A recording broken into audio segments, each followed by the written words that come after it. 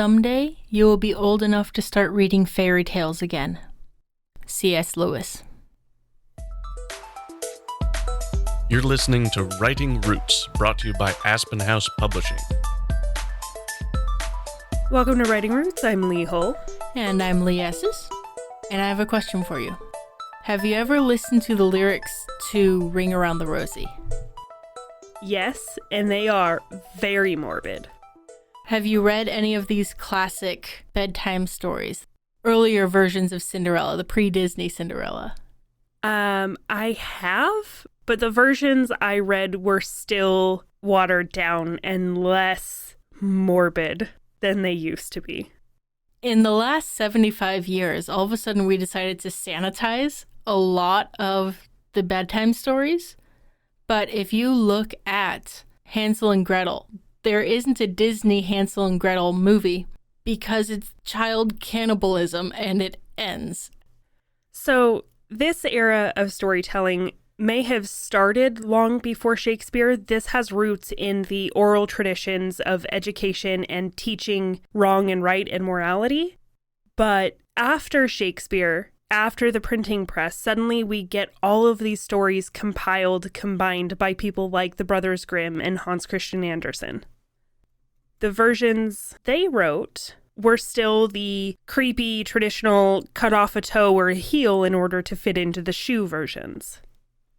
We did have a little bit of this in the 6th century BC with Aesop, but they kind of went dormant and then revived in the Hans Christian Andersen era. Also, if you look at old European Christmas traditions, it was a way of teaching the kids to be good by making them afraid to be bad. And that's kind of what these fairy tales and bedtime stories was making them afraid to do bad. These trendsetters that we're going to talk about are not the original creators of the story, but they are credited for gathering them, for maybe having the more popular version, because there's a lot of crossover in who published what stories, but some became more popular than others. Of course, Hans Christian Andersen is one of the first names that comes up in the fairy tale story collection. If you're going to start down this path, this is the first step. He provided us with a lot of the Disney classics, like The Little Mermaid and The Snow Queen, and even Thumbelina. And you can't have fairy tales without the Brothers Grimm, who introduced things like Rapunzel, Hansel and Gretel, Tom Thumb. A lot more of the stories with Germanic roots came from the Brothers Grimm. Another name that you might not recognize, but stories that you will, would be Joseph Jacobs and the Three Little Pigs. And that includes Jack and the Beanstalk and also Goldilocks and the Three Bears. You then have Charles Perrault, who was a French kind of counter to the Brothers Grimm, who compiled the popular versions of Sleeping Beauty, Cinderella, and the Little Red Riding Hood, among others. The Brothers Grimm were also often credited for Snow White and the Seven Dwarfs, but another version would be Marie Catherine d'Aulnoy. We probably butchered that name. We are not French speakers. We apologize. She had a version of Snow White and a lot of these other classics that didn't take off quite as well, but she also added to this collection of fairy tales.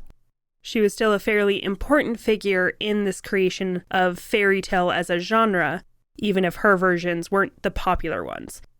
But the popular ones today are, of course, the Disney retellings. There is a revival of these stories and a revival of Disney with these stories that repopularized Disney, and that's known as the Disney Renaissance.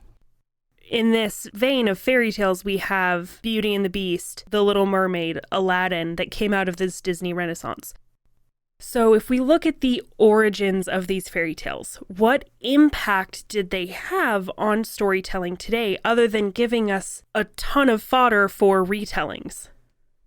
One of the first things that come to mind are the generational storytelling. This is not the oral storytelling that we talked about prior, although it's a similar role in society. But this is a story for entertainment, maybe to teach a little bit of a lesson. from parent to kid, where the moment of the story, not necessarily the content of the story, is more important. This is where we have it really being broken up by audience. Shakespeare's era had the something for everyone. The fairy tales are very specific in who they were designed for. Prior to this moment in storytelling history, there was very little value placed on children in the storytelling world. This started to access a niche of the full market. And it's also, my favorite, the beginnings of fantasy as we know it. True fantasy, where you have magic and other creatures and things in fantasy. We did see a little bit of that in A Midsummer Night's Dream, in Tempest, a couple of these other Shakespearean, but they were limited by what they could pull off on a stage.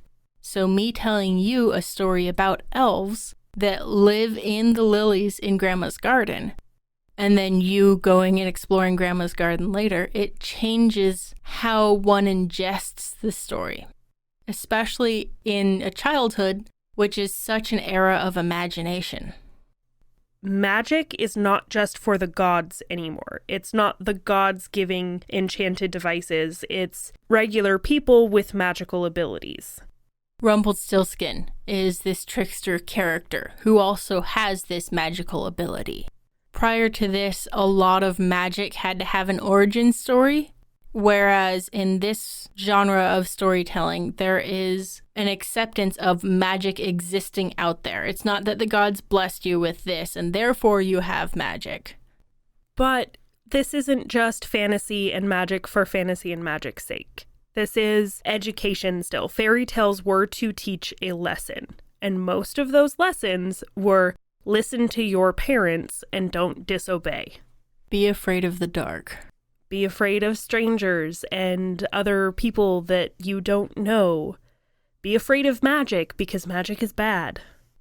We talked in the David and Goliath episode about the cultural us versus them that came with including humans as villains.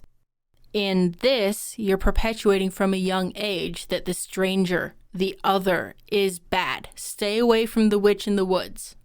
She's just trying to have a nice little cottage and stop stealing her cabbages.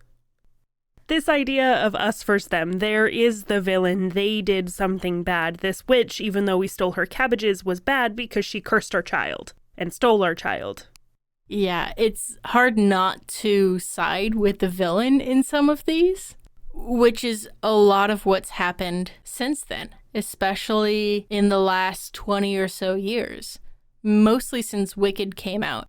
We have this, here's the villain story and why they're this way. You see that in Disney recently, Maleficent, Cruella, they're villain tellings of the story. You also have a bit of a perpetuation of gender stereotypes. A bit? Okay, a lot. This is where the damsel in distress comes from. The fairy tales were very much the girl's objective is to marry the prince. That was their goal. If they don't have that, then they failed. So how can we take these principles of fairy tales, of magic and morals and a lot of morbidity, and apply it in our own writing? Make your writing morbid? Yes! I think there's a weird fear of including darkness in children's stories because they can't handle it. This whole era of storytelling proves otherwise. So don't be afraid to breach a topic because you think your audience can't handle it. If kids can handle chopping off of toes and heels, eating of children, they can handle a lot more than you think they can. This is the time where they started to focus on audiences. So we can use that today. Focus on your audience, on understanding your audience. We often tell you don't write for your audience, which is still absolutely true. But in your editing process, if you were writing with the goal of publishing, feel free to push the boundaries a little bit. And if you're reading through these and you're thinking, hey, this story has great potential, I wonder if I could change something a little bit about it and make it new, make it my own. Yes, do so. There is a huge market, especially right now, for retellings of a lot of these stories. Oftentimes, they're changing a little aspect about it. They're making Cinderella modern day or telling it from the Wicked Witch of the West's point of view instead of just the normal story that everyone already knows. Add your own twist to it. And in modern tellings, you also see a lot of mashups. You have Into the Woods and Shrek and Once Upon a Time, where they're taking all these classic fairy tales and shoving them into one story. You can do that as well. All of these fairy tales are not under copyright restriction, so long as you're using the original fairy tales as your basis. So you can have fun with it, take those stories, make them your own fairy tale, just like the Brothers Grimm did, just like Hans Christian Andersen, just like Disney is doing today. Another thing you can take and apply to your own writing is the idea that anyone can be the hero. The children can be the hero. Little Red Riding Hood, the hero was just some woodsman going through the woods, heard some screaming, came and killed the wolf. We advise having this character introduced in Act 1 simply because we don't want to have a Deus Ex Machina scenario. But anyone can be a hero. Your child can be the one to push the witch into her own oven. These stories are incredibly intimate, often because they were told between parent and child. So take your writing and make it intimate to your target audience and make it intimate to yourself. Right, selfishly. If you have a question or comment for our hosts or a topic you'd like us to cover, send us an email at writingroots@aspenhousepublishing.com or find us on Facebook by searching for Aspen House Publishing.